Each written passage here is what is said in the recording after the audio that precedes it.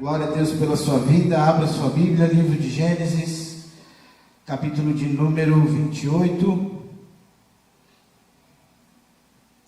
Vamos ler a partir do versículo 10. Gênesis 28, versículo de número 10.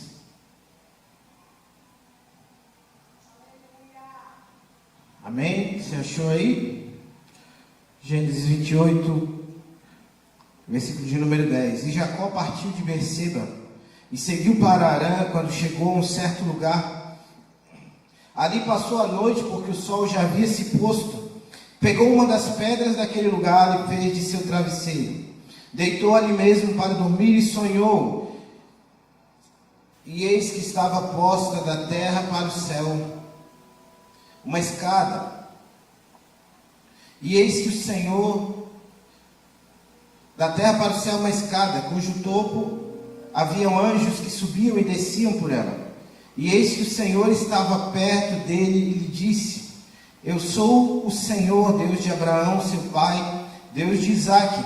A terra que agora você está deitado, eu te darei a você e a sua descendência. A sua descendência será como o pó da terra. Você estenderá para o oeste, para o leste, para o norte e para o sul. E você e sua descendência serão benditas, todas as famílias da terra. Eis que estou com você, guardarei você por onde você for. Farei com você que volte a esta terra, porque não o abandonarei até que eu cumpra aquilo que prometi. Quando Jacó despertou do sono, disse: Na verdade, este lugar, o Senhor está neste lugar, e eu não sabia. E temendo disse: Quão terrível é este lugar, a casa de Deus, a porta dos céus. Na manhã seguinte, Jacó levantou de madrugada, pegou a pedra que havia usado como travesseiro, e pôs ao pé como coluna, e sobre o topo dele derramou azeite. E o lugar da cidade que antes se chamava Luz, agora deu o nome de Betel. Querido, pode tomar o seu assento e abra comigo a sua Bíblia, livro de Gênesis, capítulo de número 35. Mesmo livro, porém capítulo diferente, Gênesis 35. A partir do versículo 1, Deus disse a Jacó: Levanta-se, vá para Betel e habite ali, e faça ali um altar ao Deus que lhe apareceu quando você fugia de seu irmão Esaú. Então Jacó disse à sua família e a todos que estavam com ele: Joguem fora os deuses estranhos que há no meio de vocês, purifiquem-se, troquem a sua roupa, vamos nos preparar para ir a Betel. Farei ali um altar ao Deus que me respondeu no dia da minha angústia e que me acompanhou no caminho por onde andei. Então deram a Jacó todos os deuses estranhos que tinham nas mãos e as argolas que lhes prendiam nas orelhas. E Jacó escondeu debaixo do carvalho que está junto a Siquém.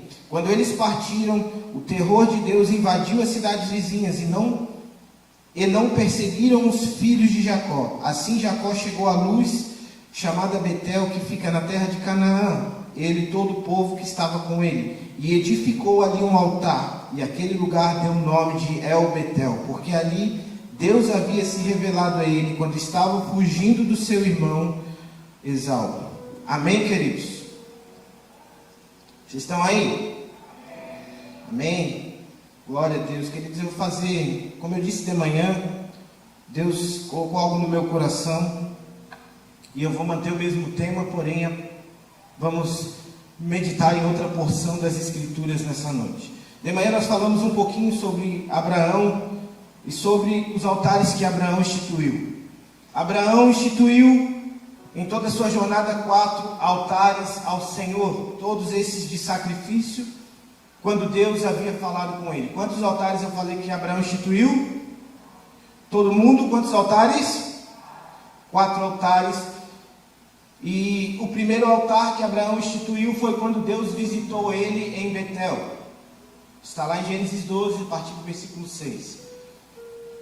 Abraão estava indo em direção a Canaã, a terra a qual Deus havia prometido, havia jurado que daria a Abraão. Abraão chega então a Betel, e ali Deus renova a sua aliança com Abraão, dizendo: Olha, Abraão, porque tu saíste da tua terra, assim como eu mandei, tu foste obediente, o Senhor se revelou a Abraão, e Abraão ali faz um altar e chama aquele lugar justamente de Betel, porque ali o Senhor se revelava a ele.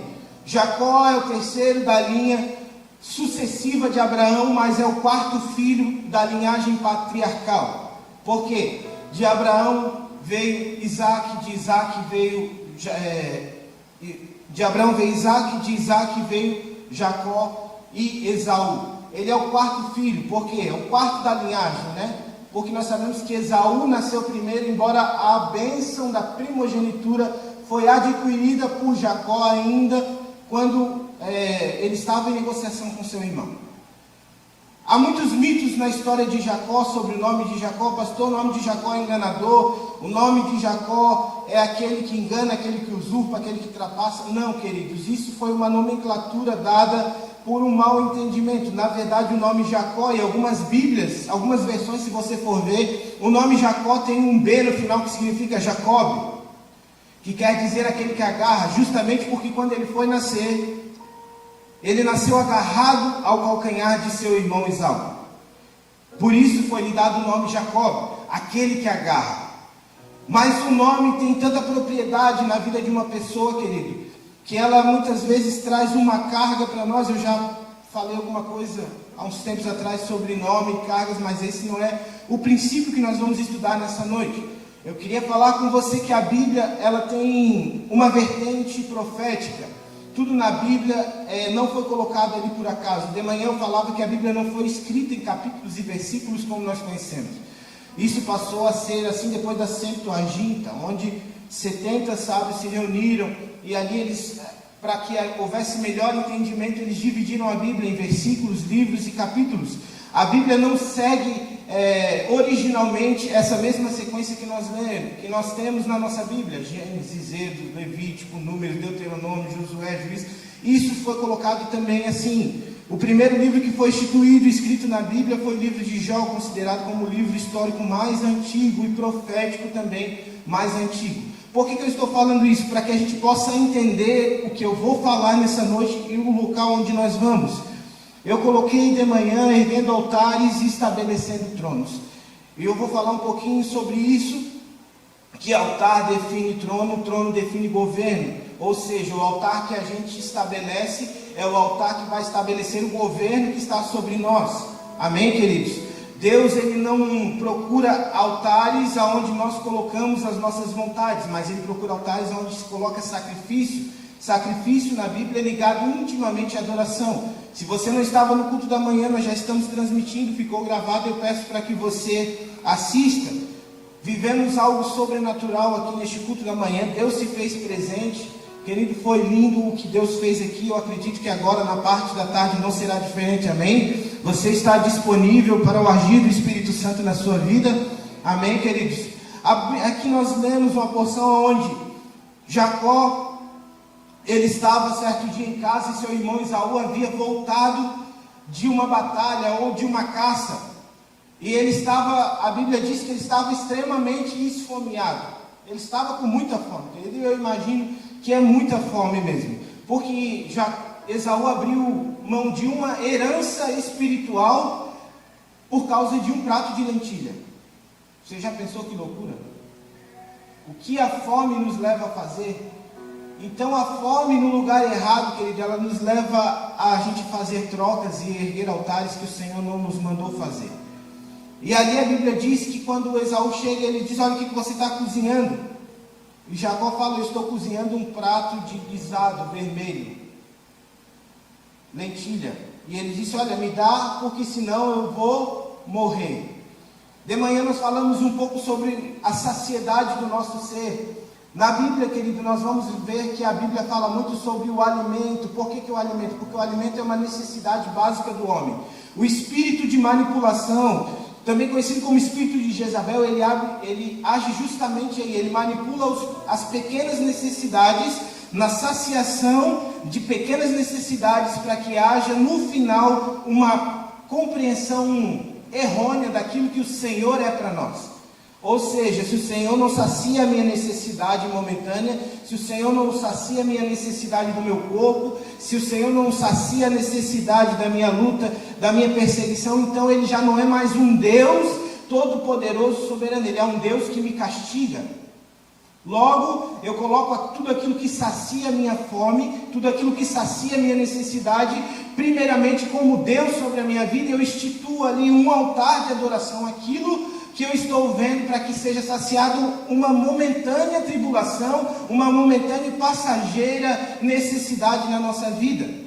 Pastor, eu não estou entendendo. Quando Moisés subiu ao monte e foi falar com o Senhor, o povo que ficou embaixo, ele diz: olha, o Deus que nos tirou do Egito, ele matou Moisés lá em cima. Já faz muito tempo que Moisés está lá. Então vamos instituir para nós algo que a gente possa olhar, algo que a gente possa contemplar, para que a gente adore e para que Deus continue fazendo através disso que nós vamos instituir. E ali nasceu o bezerro de ouro. Hoje é basicamente a mesma coisa, querido. Tudo que faz tudo que sacia o nosso ser, tudo que traz um benefício próprio para nós, ele acaba se tornando o nosso Deus. Nós acabamos levantando um altar de adoração a isso, e isso acaba instituindo um governo sobre nós. Tudo isso eu falei na parte da manhã, mas eu quero que isso fique gravado na sua mente, para que você possa entender aonde nós vamos chegar, amém? No Talmud, querido, que é o livro escrito histórico dos judeus, ele fala que quando Jacó teve esse sonho, essa escada ela tinha 4 degraus. Eu acredito firmemente nisso, não por causa do Talmud, mas eu acredito por causa dos ciclos que foram rompidos na vida de Jacó. Jacó teve 4 ciclos rompidos na sua vida. Quantos altares eu falei que Abraão instituiu? Quantos ciclos eu falei que Jacó teve rompido na sua vida? 4 ciclos. Esses ciclos todos eles de 7 anos. Quando se cumpre 28 anos da saída de Jacó a Betel, Jacó volta no lugar aonde ele instituiu um memorial de adoração ao Senhor, porque o Senhor havia se revelado a ele. São 4 ciclos. A Bíblia vai tratar o número 4 como uma intersecção do céu para a terra, ou uma porta aberta do céu para a terra. Pastor, o senhor está viajando não, querido, e eu vou te provar isso na Bíblia. Amém? Queridos, quando Jesus veio, o sacrifício que havia sido prometido, o sacrifício que foi feito por nós, nós vemos que a Bíblia do Antigo para o Novo Testamento, fora o período intertestamental ali, ela vai começar com quantos evangelhos? 4 evangelhos. Esses 4 evangelhos diz respeito às 4 virtudes da vida do homem ainda nessa terra. O plano natural, aonde nós vivemos, diz o que está por fora. O plano espiritual diz o que está por dentro do homem. O plano físico diz sobre quem o homem é. E o plano espiritual diz sobre aquilo que Deus quer sobre o homem. Essas são as 4, podemos dizer, as 4 visões do homem mesmo. Ezequiel teve uma visão terrível quando eles ainda estavam presos na Babilônia. Projeta para nós Ezequiel 1:1, por favor.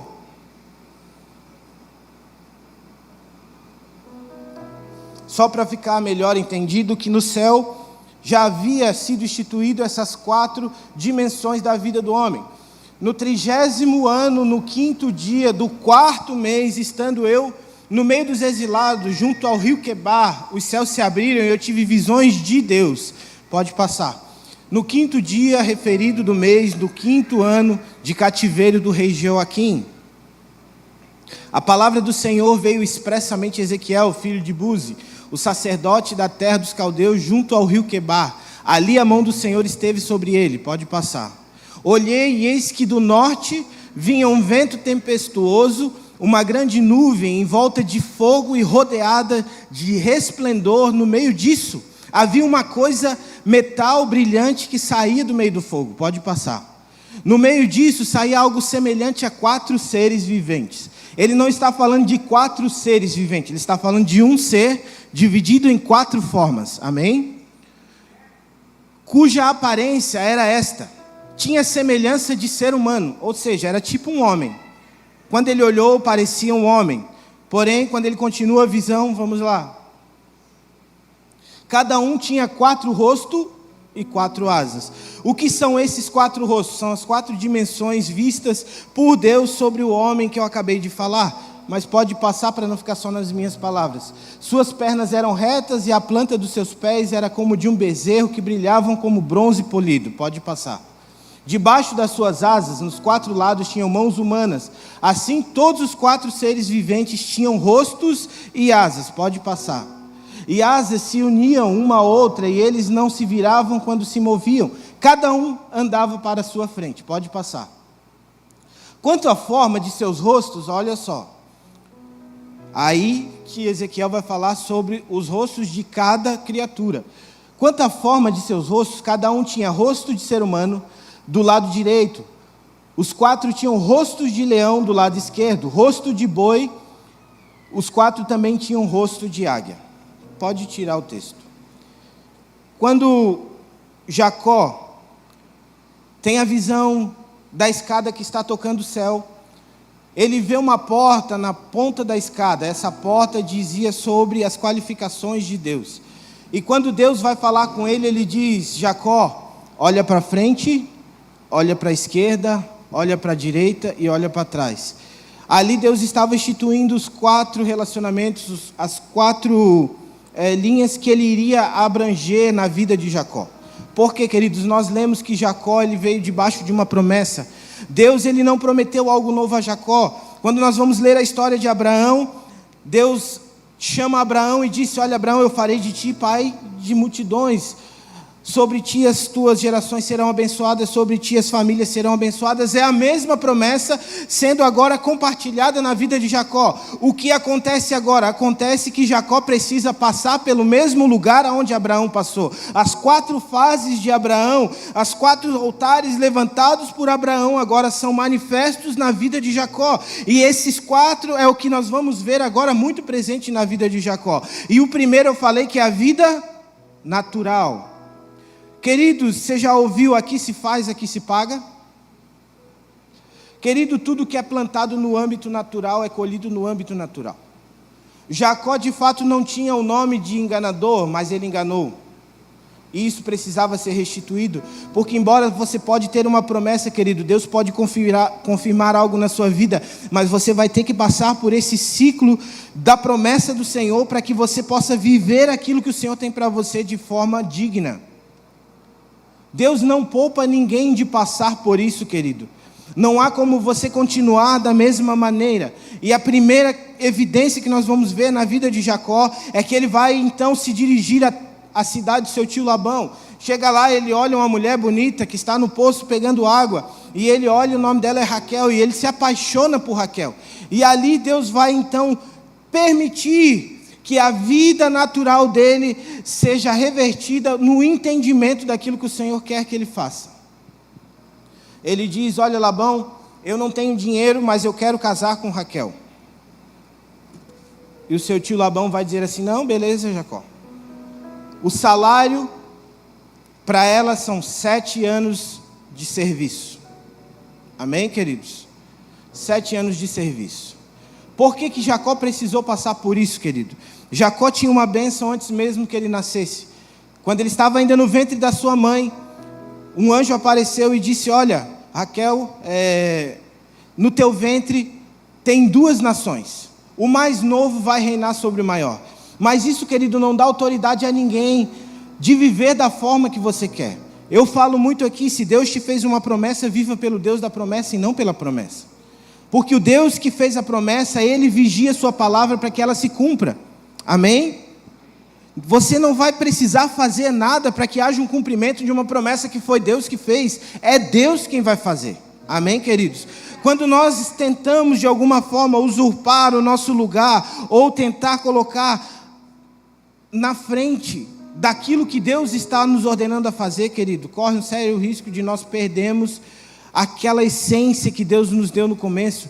Porque quando Deus faz uma promessa para nós, querido, nós começamos, parece que a gente flutua, parece que a gente não está mais vivendo nessa terra, parece que, tudo virou um conto de fadas. Agora eu tenho uma palavra, eu tenho uma promessa, mas nós acabamos perdendo essa essência, porque às vezes nós achamos que o homem tem mais poder do que Deus para tirar aquilo que Deus ordenou sobre nós.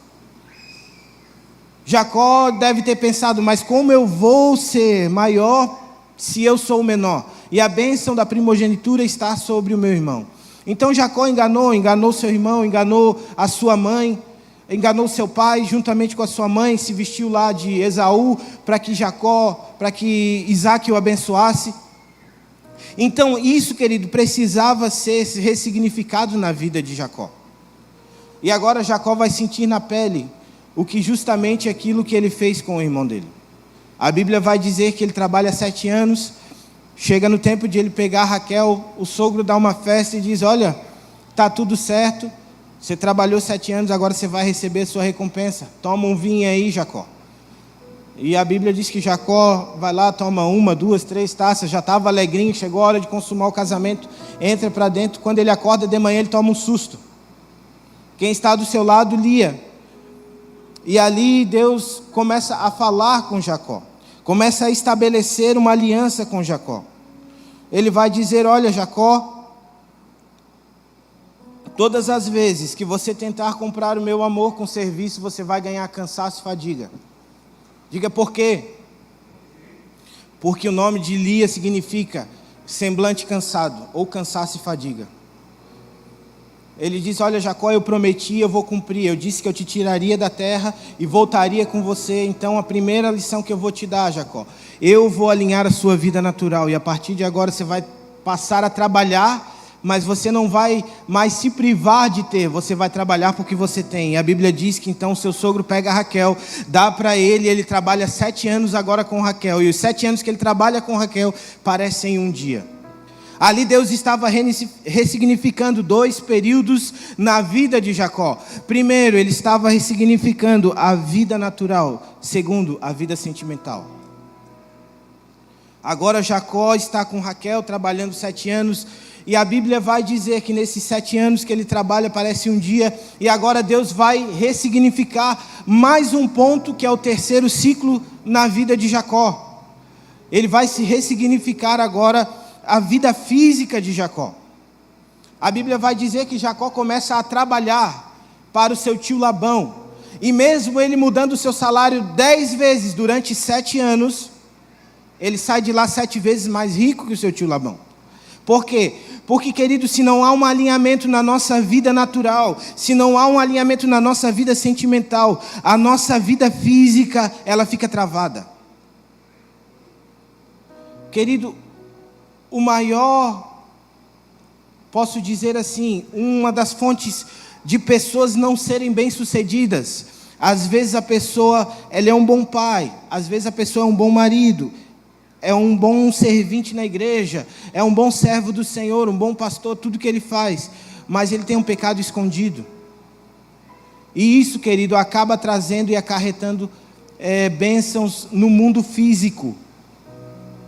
Jacó agora está trabalhando para o seu tio Labão e ele mudando o salário dele 10 vezes. Agora você vai ficar com as malhadas, você vai ficar com a pintada, você vai ficar com a branca, com a preta. Cada vez que ele mudava, o Senhor acrescentava. Por quê? Porque quem tem uma promessa do Senhor, querido, está alinhado no mundo natural e também no mundo sentimental. E quando eu falo do mundo sentimental, querido, eu vou repetir, é algo que está dentro de nós. O mundo natural fala do outro, mas o mundo sentimental fala de mim. Se eu não vejo o outro a partir de mim, querido, eu tenho uma imagem distorcida de quem é o outro. Porque a Bíblia não manda eu amar o outro como o outro, ele manda eu amar o outro como eu amo. Então, querido, quando Deus ressignifica o que está em Jacó agora, ele não se importa mais que o seu tio Labão troque o salário. Porque agora ele não está mais sendo enganado, ele está sendo projetado. Porque, querido, quando nós estamos inseridos na bênção do Senhor, o nosso corpo está alinhado. Até aquilo que era para nos prejudicar, o Senhor transforma em bênçãos na nossa vida. Aquilo que era para nos destruir, nos torna mais forte. Querido, deixa eu falar mais um pouco sobre ciclos de 4. Haviam 3 jovens que não se dobraram a uma estátua de Nabucodonosor. E foi lançado um decreto, lança eles numa fornalha de fogo, e ali o Nabuquinho lá tem uma ideia genial, e ele diz: olha, e para que eles queimem de uma vez, não sofram tanto, aquece a fornalha quantas vezes? 7 vezes mais. Porque 7 é um ciclo perfeito. Os dias da semana são 7. Deus criou tudo em 7 dias. Mas quando o Nabucodonosor manda aquecer a fornalha 7 vezes mais, entra Quantas pessoas na fornalha? Porque 4 fala do sobrenatural do céu para a terra. Quando ele aquece a fornalha 7 vezes mais, entra o número 4 novamente em ação. E agora quem olha de fora diz, mas a gente não botou 3? Como é que eu estou vendo 4? Querido, porque quando nós estamos alinhados com o propósito de Deus, até aquilo que era para nos matar causa vida. Jesus disse, eu sou a porta, e essa porta é manifesta quando nós entendemos que o ciclo completou-se na nossa vida. Queridos, Jesus disse, eu sou a porta das ovelhas, quem entra por mim viverá. Quando eles entraram na fornalha, eles não entraram na porta da fornalha, eles entraram na porta de Jesus. E na porta de Jesus tem vida. Foi Jesus quem disse, quem estiver em mim, ainda que morra, viverá. Pastor, eu ainda não estou convencido. Querido, no 4º dia, o que foi que Deus criou? Você sabia que no 4º dia, Deus instituiu a separação entre trevas e luz? Ele criou o sol e a lua, sol para governar de dia, a lua para governar de noite, mas ele instituiu ali, no 4º dia, a separação, a intersecção entre céu e terra, entre trevas e luz. Houve separação no 4º dia, houve criação. Mas aquilo que era trevas se tornou agora um período, se tornou uma escolha. Porque o 4º, querido, quando ele se manifesta na nossa vida, ele gera algo semelhante a nós estarmos entrando por uma porta espiritual. Quando o 4º se manifesta na nossa vida, Deus age com salvação, Deus age com cura, Deus age com libertação e Deus age com transformação. Por isso que são 4 evangelhos. Calma que vai ter mais, nós vamos falar mais sobre o número 4. Jesus estava não lembro a cidade, mas mandaram falar, Jesus, olha, teu amigo Lázaro, a quem você ama muito, ele está doente, e sinceramente, Jesus, se eu fosse o Senhor, eu ia visitar ele hoje, porque eu acho que de hoje ele não passa. Aí eu vejo Jesus olhando para os seus discípulos, e os seus discípulos preocupados, dizendo assim, olha mestre, eu achei aquele cara bem preocupado com Lázaro. E Jesus disse, essa doença não é para a morte. Mas Jesus, ele estava muito preocupado. Querido, você já viu alguém dar uma notícia de alguém que está prestes a falecer? Como é que a pessoa chega? Não é assim, olha, eu acho melhor, não, vai lá, por favor, vai lá visitar. Se você não for hoje, talvez você não consiga mais achar ele em vida. E Jesus disse, não, pode deixar que essa doença não é para a morte. E a Bíblia diz que ele demorou quantos dias para ir? 4 dias. Sabe por quê, querido? Tanto na tradição judaica, dizia que o espírito ficava sobre o corpo por 3 dias. E em 3 dias poderia haver uma ressurreição. Mas eu também imagino que Jesus estava dizendo assim, olha, é no 4º dia que se manifesta a porta da salvação. Então é no 4º dia que o milagre entra em ação. Então é no 4º dia que nós vamos chegar. Jesus chega no 4º dia e Lázaro é ressuscitado. Não apenas, querido, para mostrar que ele era o maior ou o melhor, não, querido, para mostrar que a Bíblia ela se completa em todos os seus aspectos. Queridos, quando nós lemos o livro de Mateus, ele vai falar sobre de onde veio Jesus, a genealogia. Nós vemos o livro de Lucas, nós vemos o livro de Marcos, mas o 4º livro, o livro de João, ele vai falar sobre a divindade específica de Cristo. E ele começa dizendo, e o verbo era Deus, o verbo estava com Deus, e tudo que foi feito se fez através dele. Essa porta que se manifesta no 4º ciclo. E agora Jacó tem que tomar uma decisão, por quê? Porque o lugar onde ele estava não suportava mais viver com aquilo que ele carregava. Querido, tem lugares que não vai mais suportar que você continue vivendo da mesma forma que você está vivendo, através dos ciclos que estão se completando na sua vida.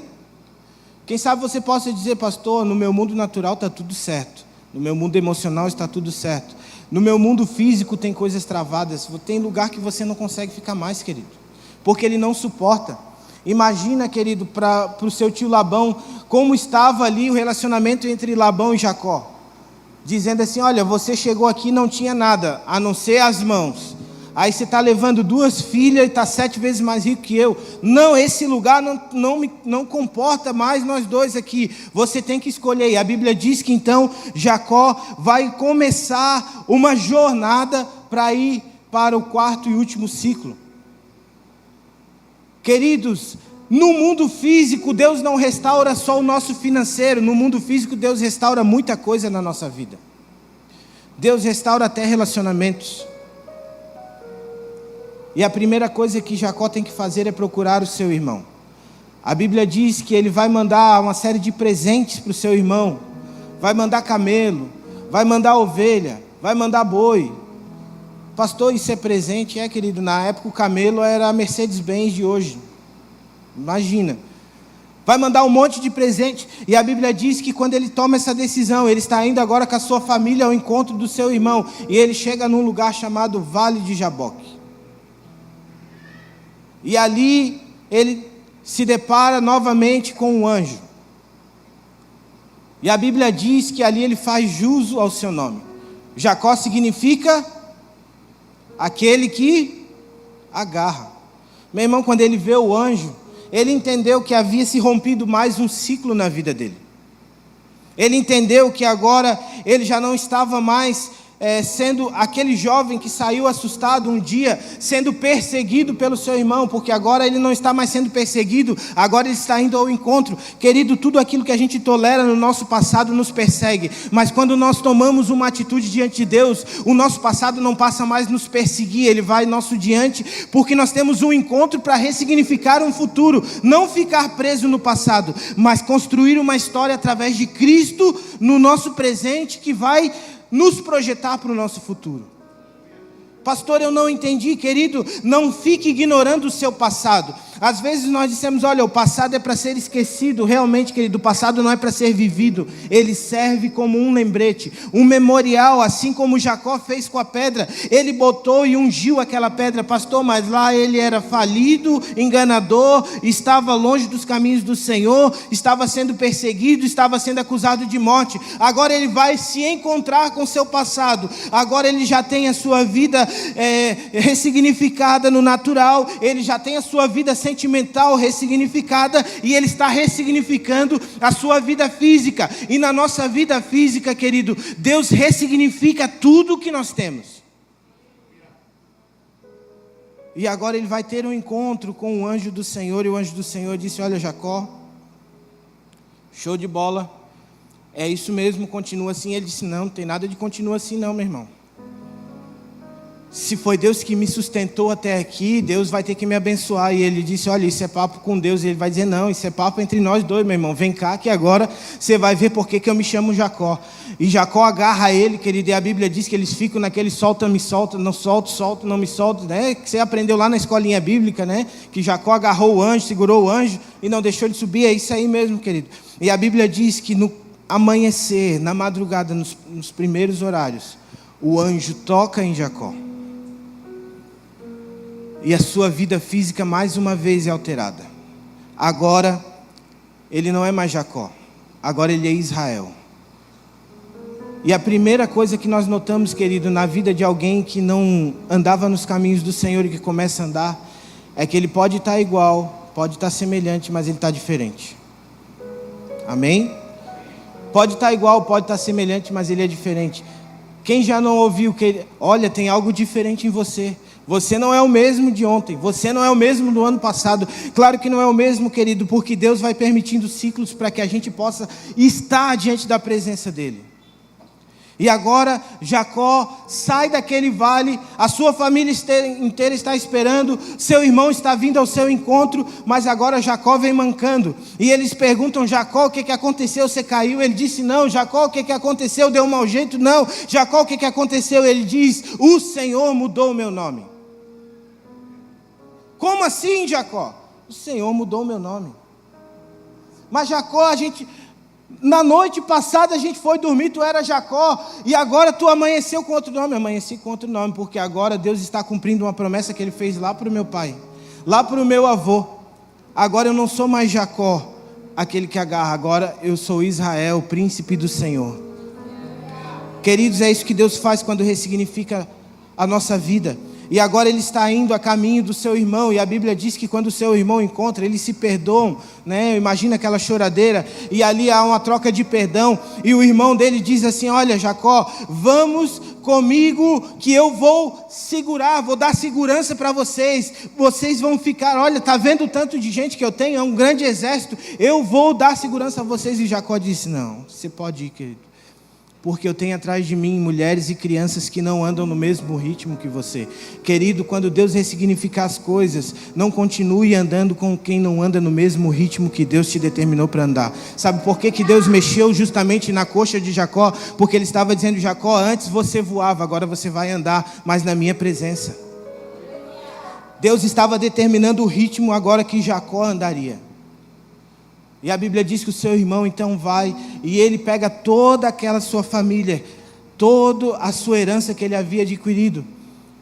E o Senhor agora vai preparar o último encontro, que é o último degrau da escada. O que tinha no último degrau da escada, querido? Uma porta.